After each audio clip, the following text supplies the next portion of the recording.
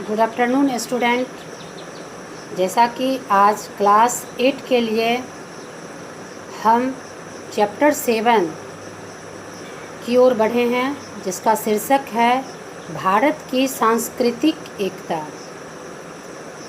जैसा कि आप जानते हैं, भारत अनेकताओं में एकता का प्रतीक देश कहलाता है। यहाँ की भाषा भिन्न भिन्न है, यहाँ की जातियाँ भिन्न भिन्न हैं। यहाँ अनेकताओं में एकता का कहने का अर्थ यह है कि हम अनेक रूप से बटे हैं, लेकिन फिर भी हम एक हैं। देश राष्ट्रीयता का एक आवश्यक उपकरण है। भारत भूमि की नदियों के प्रवाह को प्रकृति ने तो विभाजन कर दिया।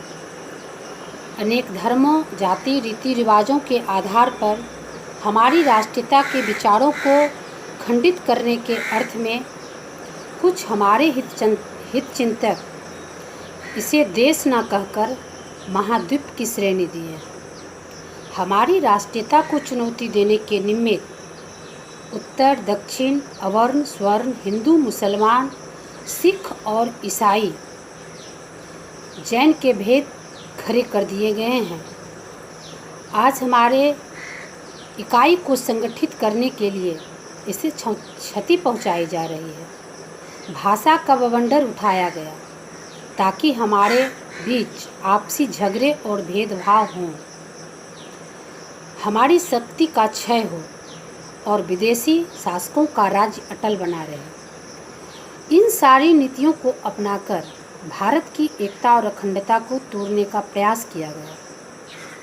पहले तो भारत को विभाजित करने के लिए कई रूपरेखा तैयार किए गए। उसमें भी हमें एक सुसंगठित राष्ट्र की कल्पना की गई। हमें भाषा और संस्कृति की भिन्नता का कोई प्रभाव नहीं देखा गया। इसकी इकाई शून्य और गणित शास्त्र की इकाई के भांति दरिद्र इकाई है। हमारे देश सभ्यता और संस्कृति से संगठित हैं। हम भारतवासी के प्रति एकता का कई उदाहरण समाज के सामने पेश है। जैसे एक केचुआ एक इकाई में है, उसके आँख, नाक, कान, हाथ, पैर का भेद नहीं होता है। केवल एक ही स्पर्श इंद्रियाँ ज्ञानेंद्रियों को प्रतिध्वनित करती है। भारतवर्ष इसका साक्ष्य प्रमाण है। भले ही इसके अलग अलग अंग हैं, लेकिन भारत एक है। लेखक का कहना है कि वह अपने संपन्न जीवन के लिए भारत को एक ही माना है और एक ही मानेगा। मनुष्य अपने अवयवों के बाहुल्य और समायोजन और संगठन के कारण जीवधारियों में सबसे अधिक श्रेष्ठ और विकसित माना गया है। और अभेद समाज के ये भेद और अभेद जो हैं, हमारे पूर्व शासकों ने अपने स्वार्थवश भेदों को अधिक विस्तार किया है। ऐसा देखा गया है, जिसमें हमारे देश में फूट की बेल पनपे, लेकिन भेद नीति का जो था वह भेद खड़ा नहीं रह पाया। वह अभेदों की अपेक्षा नगण्य हो गई। जो कुछ राजा महाराजा हमारे देश में इसका विभाजन करना चाहे, अवैध करना चाहे, लेकिन सुसंगठित राष्ट्र भारत की कल्पना जो कुछ महर्षियों ने किया था, वह देखा गया।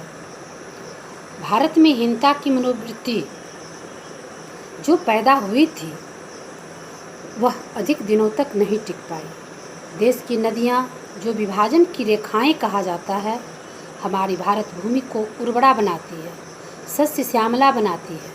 भारत भौगोलिक इकाई हिमालय पर्वत और सागर से है। उसकी छिन्न भिन्न क्रियाएं हैं। कुछ राजनीतिक स्वार्थ भी सहायक हुए हैं। प्राचीन काल में राष्ट्रीयता की धारा अबाधित नहीं रही है। इसे कोई बाधित नहीं कर पाया है।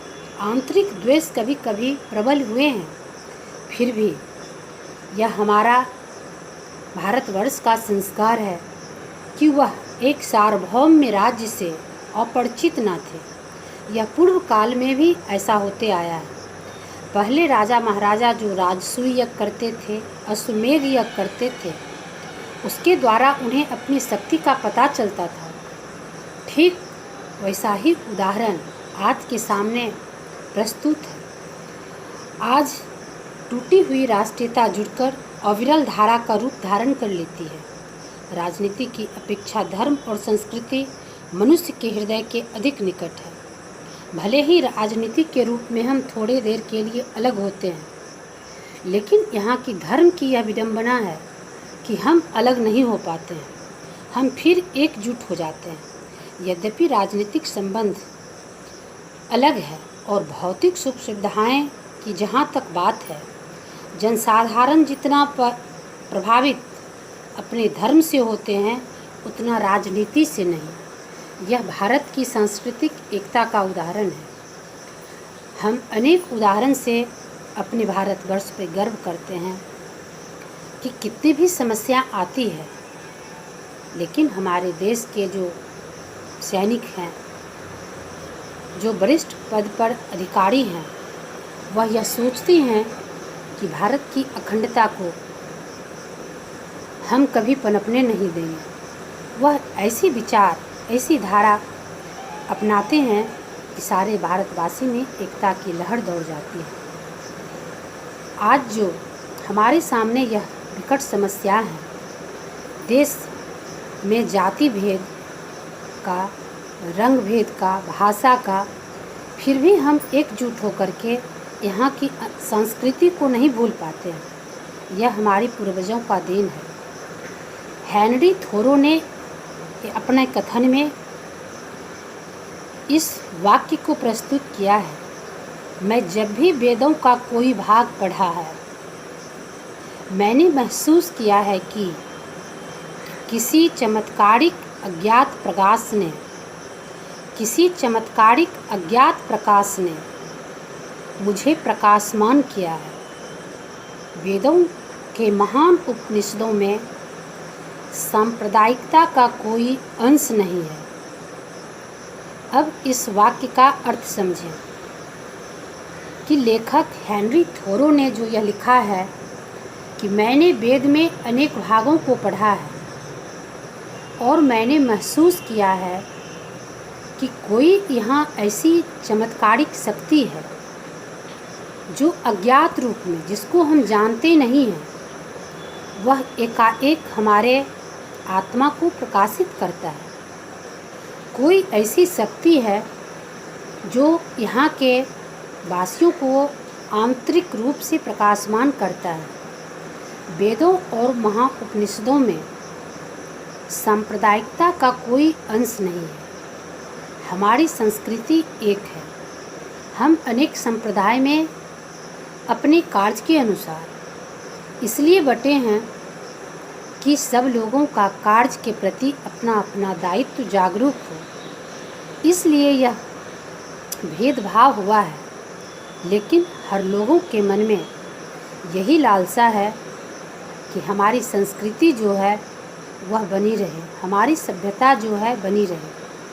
भारत यूं ही विश्वगुरु नहीं कहलाया, क्योंकि भारत की सभ्यता संस्कृति को ही लोगों ने अनुकरण कर अपने देशों में इसको पल्लवित करने का प्रयास किया। तो खासकर यहाँ के व्यक्ति यह कैसे भूल सकते हैं कि हम अलग अलग संप्रदाय में बंटकर हम अलग हैं।